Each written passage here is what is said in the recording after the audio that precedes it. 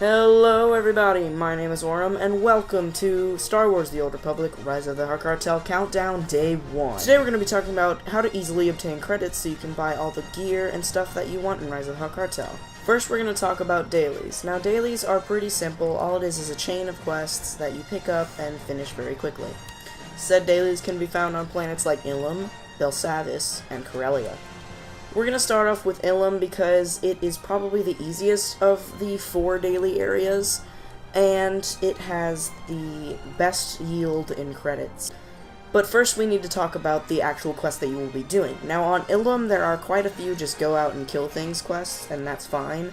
There are also a few find someone and track him down, and then there's one heroic 2+, which is pretty easy to solo with your healer companion if you have some good gear and a crowd control effect. But each of these quests will yield around 7 to 10,000 credits, in Ilum's case, mostly 10,000. Next we're going off to Belsavis, which probably has the most dailies in its area, because, as we all know, Belsavis is a huge area. Now people may get confused because Belsavis actually has 2 daily areas. The normal Belsavis quests, which have to do with the Belsavis bonus series, and Section X, which I will be getting into later. First we're going to start off with the normal Belsavis dailies. Now, there are a lot of heroic 2+s in Belsavis.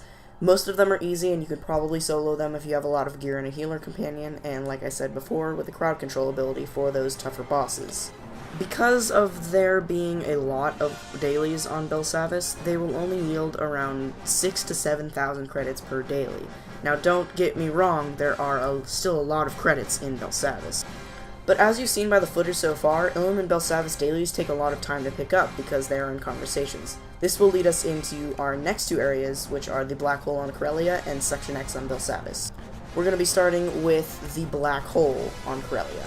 Now, as you see by this footage, it is a lot easier to pick up these quests as they are just on mission terminals. The missions in the Black Hole area are quite simple. There are, I think, 5 normal quests and then a heroic 4, which is pretty easy. But we can't leave out the weekly because it gives you 8 black hole comms and a few daily comms as well. The weekly is completed by doing all of the normal dailies once and doing the heroic 4. Now we take a trip back to Belsavis to go to Section X, which is probably the most disappointing daily area. The reason it's disappointing is because the quests on here are pretty dry and long, but they don't give too great rewards. The good thing about doing these though, weekly and daily, is because in patch 1.7, with the reputation system, along came the Republic 5th Assault Battalion, which is reputation for Section X. And once you get high enough reputation, you can even buy a little baby Drook for your pet, and a really cool set of trooper-looking gear. Now this trooper gear is kind of a remodel because it is based on the tiered set for the trooper. It's a different color, and the backpack on the back is removed, which I know a lot of people hate those backpacks. So that is all of the dailies, all the daily areas. Next we're going to be moving on to how to make credits without the dailies, which is in the cartel market. Now some of you may be confused, as in the cartel market you can't actually buy credits, but you can buy the cartel packs, and those sell for around 300 to 1,000 credits to 150,000 for the kind of cheaper ones. But think of it this way, you can get 150,000 credits per 180 cartel coins, which is what, $1, $2?